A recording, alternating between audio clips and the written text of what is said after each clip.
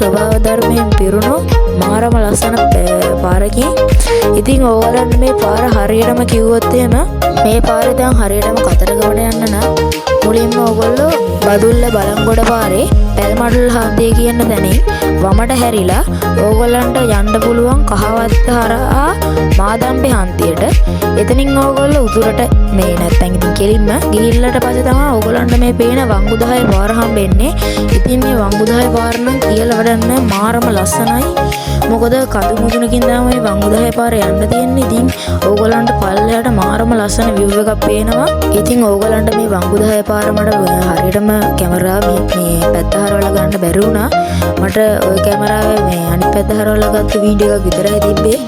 ඒකට කියනවා සොරි කියලා. හරි ඉතින් ආයෙත් පාර ගැන කතා කරොත් දැන් මේ ඕගොල්ලන්ට පේන වංගුදහය පාර පහු කරලා රත්වාන සූරියවැව ඇබිලිපිටිය හරහා මං කිව්වේ පාර ගැන. ඒ පාර හරහා වරවතුබුක හයිවේ එන්ට්‍රන්ස් එකෙන් ඕගොල්ලන්ට කතරගමට යන්න පුළුවන්. ඉතින් මම මේ මෙච්චරලා කිව්වේ හරියටම අපි මේ යන කතරගම යන පාරේ ඕගොල්ලන්ට කතරගමට යන්න පුළුවන් විදිය තමයි. ඉතින් ඕගොල්ලන්ට මේ පාරේ ලස්සන view එකක් විතරක් නෙමේ මාරම ලස්සන තැන් ගොඩක් ඕගොල්ලන්ට හම්බෙනවා. ඉතින් මේ තැන්වල වීඩියෝ එකත් ඉස්සරට මේ වීඩියෝ එකේ ඉස්සරටම පෙන්නනවා. ඒකින්ද අනිවාර්යයෙන් මේ වීඩියෝ එකේ දිගටම රැඳෙගෙන ඉන්න. ඕගොල්ලන්ට මේ පේන තැන මාරම ලස්සන view එකක් තියෙන තැන. කැමති නම් මෙතන ඕගොල්ලන්ට කැම ගන්න වගේ දේවල් කරගන්නත් පුළුවන්. අපි නම් මෙතන කැම ගන්න. අපි තව ඉස්සරහා තියෙන දියැලක් තියෙන එක තියෙන මාරම ලස්සන තැනකින් තමයි කැම ගන්න ඉතින් ඉන්නේ.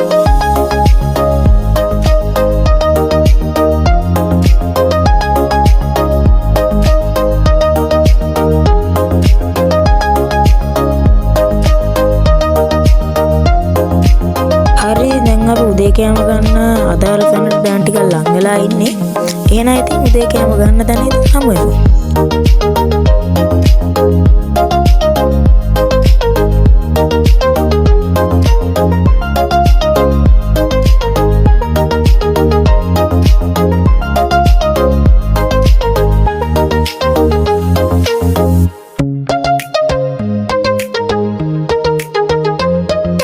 හරි ඉතින් දැන් අපි කන්න තමයි යන්නේ. මොකද කතරගම යද්දි උදේට අපි දැන් තාම මුකුත් කාලා නැහැ.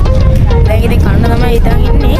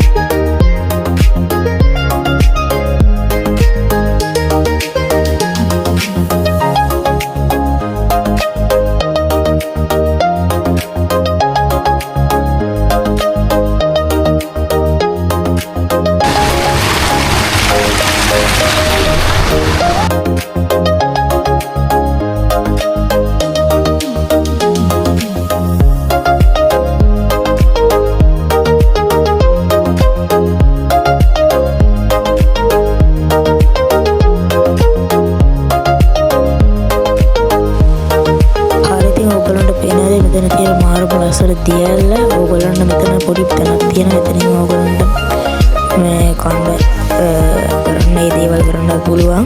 ඔය තියෙන එතන පොඩි හට් එකක් තියෙනවා. ඉතින් නාන්නත් තියාපු වතුර ටික මාරම හොඳයි. පිරිසිදු වතුර ටිකක් තියෙනවා. ඕගොල්ලන්ට කැමති නම් නාලා කරලා කාලා ඔක්කොම කරගෙන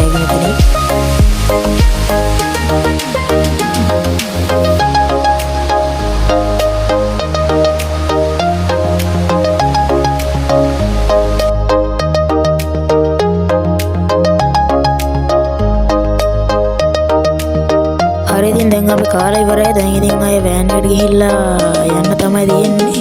ඊට පස්සේ අපි ඉතින් ඉන්නවා කතරගමට යන අතර විශේෂ තැනකට යන්න. එහෙනම් ගියේ තැනට ගිහිල්ලා අපි බලමු මොකද ඒ තැන කියලා.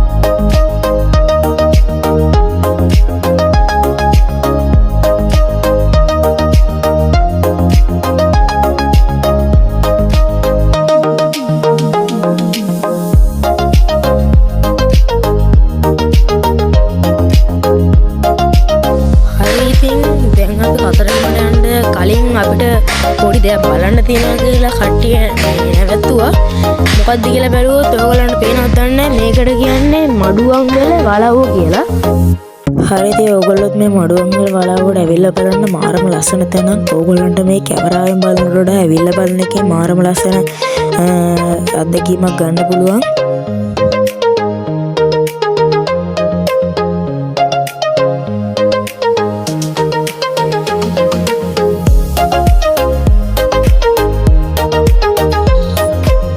ඕගොල්ලන්ට දැන් මේ ඉස්සරහා පේනවා ඇති පොඩි පුවරුවක්.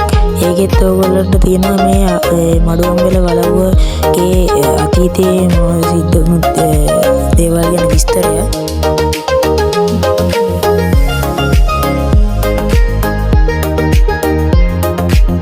මේ ඔයගොල්ලන්ට පේන ඉතින් මේ වලව්වේ ගෙවත්ත ඔයගොල්ලන්ට පේන ඇති සාමාන්‍ය ගෙදරක් වගේ නෙමෙයි. ගොඩාක් විශාලව මිහිදලා තියෙනවා මේ ගෙවත්ත. ඕගොල්ලන්ට මේ පේන්නේ මඩුවංගල වලව්ව තිබ්බ ඉස්සර තිබ්බ ගල් රෝල. ඉතින් ඕගොල්ලන්ට මේ ලොකුවට පේන්නේ මඩුවංගල වලව්ව. ඉතින් මේක ඇතුළට ඇද්දි අපිට මේක ඇතුළේ ඉන්න කට්ටිය කිව්වා මේක ඇතුළේ වීඩියෝ කරන්න බෑ, මේක පෞරාණික තැනක්, ඒ හින්දා ඇතුළේ වීඩියෝ රෙකෝඩ් කරන්න දෙන්නේ නැහැ කියලා. ඉතින් ඒකින්ද ඕගොල්ලන්ට මේක ඇතුළේ ඕගොල්ලන්ට පෙන්වන්න වෙන්නේ. ඕගොල්ලන්ට මේක ගැන විස්තරයක් දුන්නොත් එහෙම මේ මඩුවංගල වලව්ව අක්කර 20ක් පුරට පැතිරලා තිබ්බා. දැන් වෙනකොට මේකේ ප්‍රධානියා විදියට කටයුතු කරේ මඩුවංගල මහා දිසාවේ කියන ප්‍රධානියා.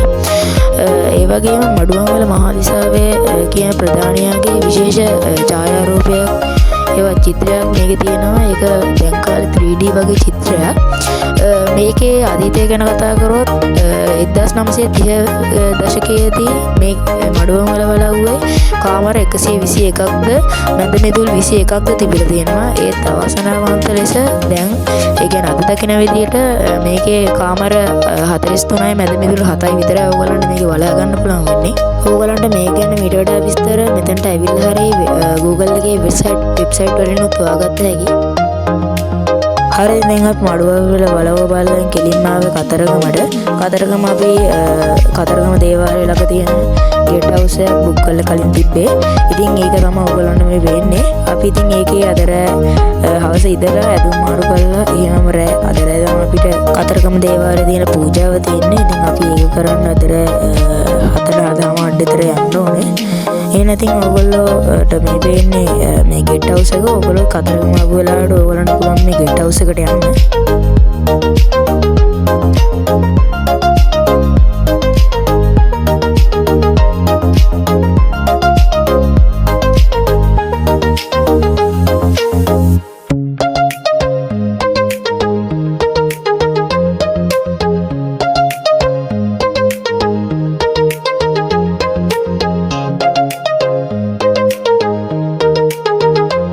ඉතින් අපි රෑ කතරගමට ආවා. මේ පූජාව තියෙනවා. රෑ තමයි අපි පූජාව තියෙන්නේ.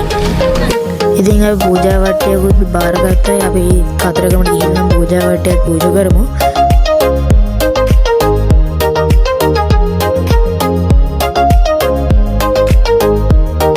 හරි ඉතින් දැන් අපි කතරගම දේවාලය ඇතුළට ඇවිල්ලා ඉන්නේ. අපි ඇතුළට ගිහිල්ලා බලමු.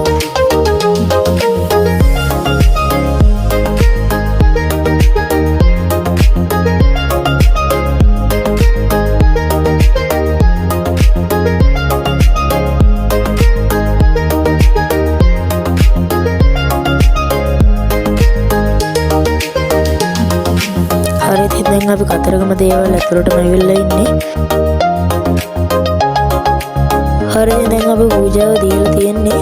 මේ ඔයගොල්ලන්ට පේන්නේ කතරගම ඉස්සර තිබෙනදී ළඟදී හදපු මාරම ලස්සන තැනක්. මේක ලයිට් දැම්මම රෑ කාලට තමයි මාරම ලස්සන.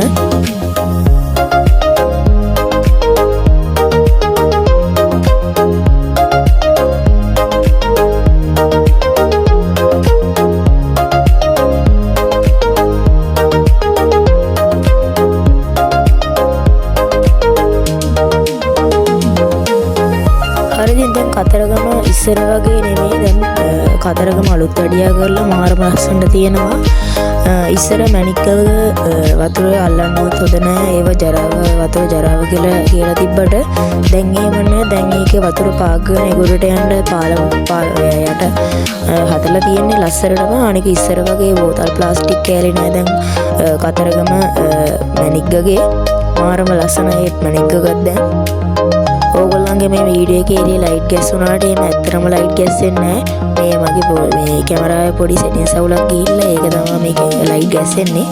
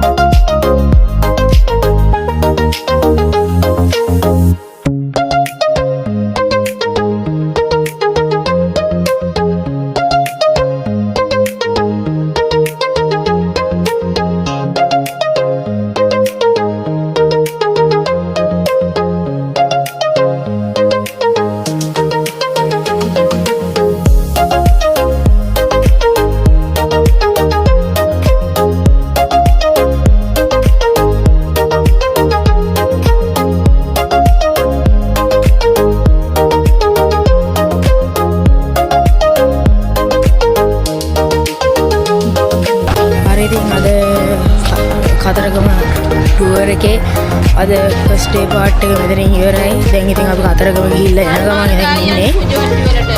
එහෙනම් ඉතින් හෙට තමයි දැන් කතරගම ටුවර් එකේ 2 day එක රිලීස් වෙන්නේ. ඒකින්ද හෙට 2 day එක යනවා.